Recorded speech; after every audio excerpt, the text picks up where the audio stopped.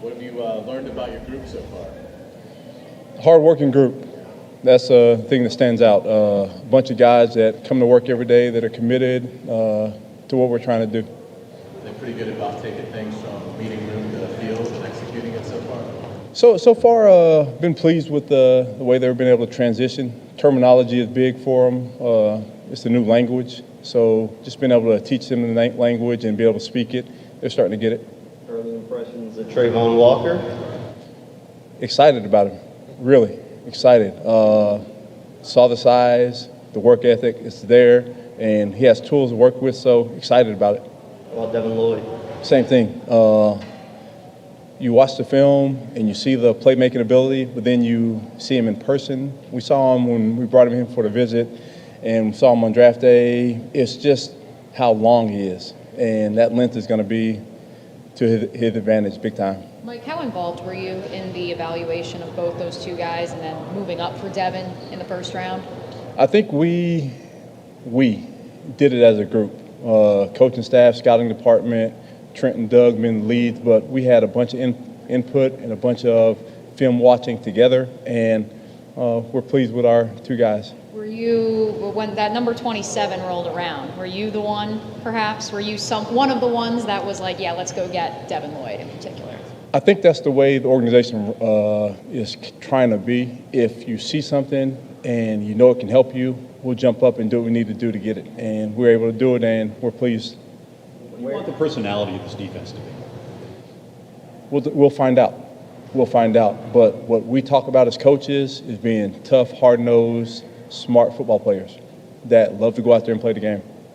3 of the top 4 draft picks, 5 of 7 overall are on defense. I know, like, we were joking. We're like, you were the real winner on draft weekend. I mean, what were your emotions coming out of those 3 days? Like I said, I was pleased and happy, excited about the guys because you know the guys that you're getting are quality human beings first, and players that you talk to their college coaches, they are the right type of guy. They're wired the right way. They're the guys that you don't have to push them. They're self-motivated, and they're good players already. And we're just going to mold them into Jag players. All 5 of those guys, had you talked to any of their college coaches? Throughout the organization, someone within the organization talked to them. Like, there's a bunch of behind the scenes, who you've coached with, who you know, someone else that gives you the inside information on players in college. How unique is a guy like Trayvon, and what does it sort of enable you as a defensive coordinator in terms of getting creative to be able to do moving forward to attack opposing offenses? Right now, his skill set is getting after the quarterback, and we're going to allow him to do that. Now, the way that he does it, that possibly could change, but right now we're trying to get him comfortable and where he's out there and it's not, I'm thinking about, coach told me to do this, he told me to take this step. We just want him to go out there and play. Then once he's playing, then we'll be able to adjust what we do with him. How unique is he just in terms of his length, his strength, his ability to do different things? I know you guys are only going to do him at one position right now, but just in terms of like his size and all those traits. You think about the size, his height, his weight, his speed, it's like a unicorn. He's unique, and he plays that way, and you see it on tape. You see the burst, you see the speed, you see the moves he has. So we're excited about him, and I think he'll be ready to roll. Coach Buckner had said that you guys knew that Trayvon could play defensive end. You knew he could play on the defensive line. So why the move to outside linebacker? I think his best position is outside linebacker because his length, his athletic ability, going up against tackles, and that's a premium position in this defense. And he can play other positions, but his home for us is outside linebacker, where we see him being a force, and we're going to try to mold him and let him take off and go. You went to the NFL spring meetings as part of the diversity program. What was your experience like doing that? It was a good experience, being able to meet owners and GMs and let them know you, let them know where you come from, and let them know something about you before you sit down in front of them. It was a unique experience, and hopefully it'll benefit coaches and hopefully it'll benefit the owners, being able to know guys and expand that pool. Mike, you said several times that Coach Buckley's comments, we're just going to ask the guys to do what they do best. But isn't that easier said than done? What are the chances you have all the guys on there that can that you need them to do, you know what I mean? Well, it's not what I need them to do. We're going to let them do what they do best. We'll kind of mold the defense and mold the scheme around what our players can do. And we're in the process of doing that, and that's one of the things that have a great coaching staff, and they're teachers, so they're able to teach what we want to get done. And, again, that's the molding part of it. So it could be totally different year to year, what you guys are going to do instead of have the same philosophy. We have fundamentals that we'll rely on, but at the end of the day, each team is going to be a different team. So what you have, you take that, you use it, and you get the most out of that by letting them do what they do well. What role is Chad Muma going to play for this team? That's a part of the competition right there. We have a good inside linebacker group, and they're going to push each other, and we'll let the roles take place in training camp. You'll earn your time here, and he'll have an opportunity to go out there and compete with everyone else, and we're excited about him. He's someone that, when you look at it, you don't call it a luxury, but it was a pick that you look at and like, yeah, he's the top one on our board. I know we have a couple other guys that can play that position and guys already on the roster that can play that position, but he was a guy that you looked at, we like what he does, and we like what he can do, so let's go grab him. So many new faces on defense. How's leadership coming along? Who are you seeing taking a leadership role? The thing in here, you know that Roy's going to be a leader, Josh is a leader. I like to talk to guys, and we always, as coaches, say the leaders are the guys that are doing things the right way and making plays on the field. Those guys become your leaders. And a leader has to be someone that's going to work hard and hold everybody else accountable to work hard also. And we have guys that are stepping up into that role, and so far I've been pleased with leadership.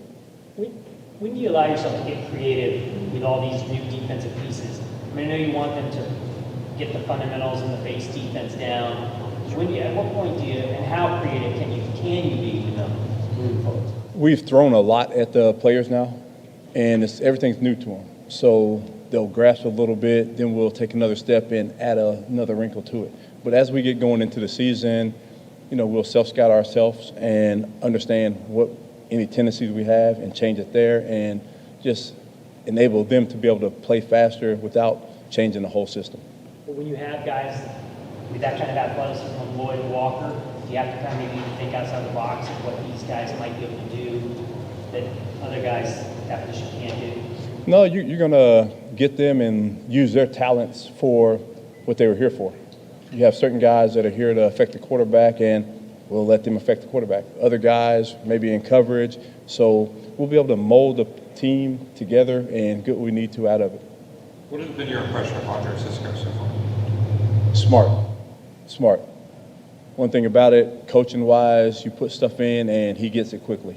And he's able to take it out on the field, make calls. He communicates well, which is huge for us. And just a smart, good, athletic player. Boye Alukin, you guys brought him in, paid him a lot of money.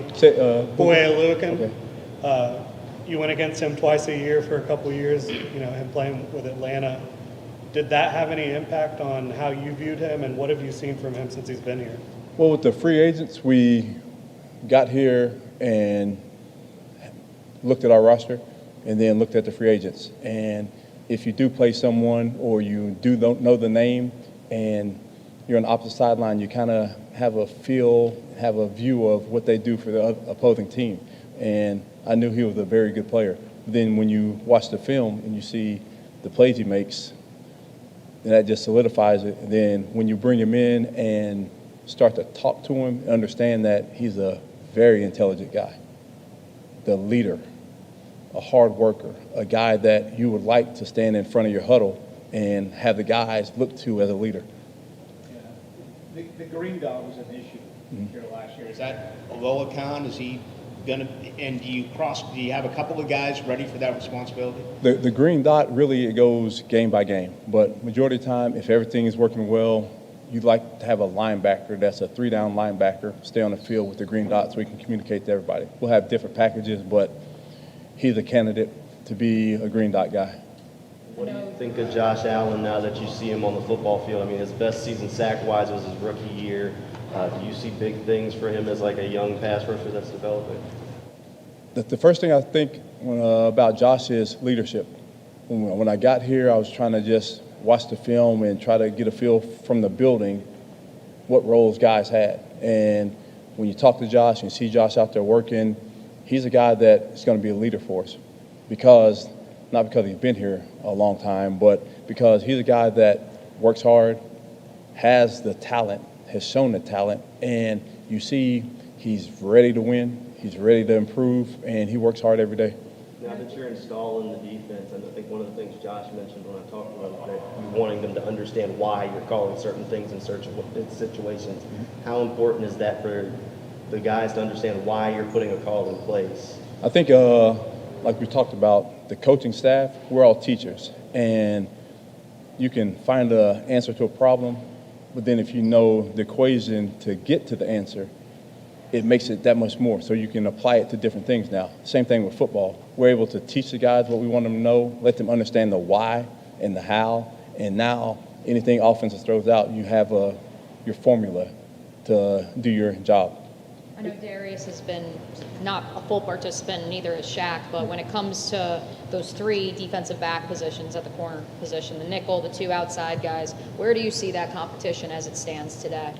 Really, when I look at the entire defense, it's going to be competitive. You know, no jobs are had right now. Everybody's out there competing. And with that room, with that group, they're going to make each other better because everyone's pushing everyone to get better. And, you know, the coaches are putting guys in different positions, enable them to learn the scheme. And, you know, competition breeds, better teams. And that's what we want to do, just let guys go out there and compete, and best man stands up, and he'll play more than the guy behind him. The other guys will play. Yeah. Which guys do you see competing at that nickel spot in particular, since it's such a unique position? All of them back there. That's the thing. It's so unique. All guys have a different skill set, skill level, so competition is open for everybody. I know you said the green dot's to be determined and everything, and anybody can have it. So, are you hesitant at all to give the green dot to a rookie like Devin Lloyd, and why or why not? The thing about rookies, you're a rookie when you first walk in. We've been outside and we've practiced, and he's had rookie minicamp, OTAs. He'll be in the mandatory minicamp next week. So he's getting his reps. And then training camp comes. You have to know the person, and if he's able to handle the green dot, we'll have him as one of the choices. If he can't handle it, then we'll put it to somebody else. But as a rookie, you typically don't want that. But when you talk about him and you go back and you talk to his college coaches at Utah, he was a guy that, I'm a leader. He would put the work in to study. He's smart enough to handle it, and I see no reason why he couldn't. Have you seen that already translating into the NFL now, his leadership ability, just the little things? The thing we notice about him is his hard work. First day he's in the building, he's looking for Coach Gilbert. Find him he came into the coach's locker room. Coach, let's go watch film. So when you get a guy that's hungry like that and ready to get coached, you're got somebody special, and he'll just continue to grow and continue to perform and continue to, do what we need him to do. Anything else? Thanks, Mike. Appreciate it. Thank you.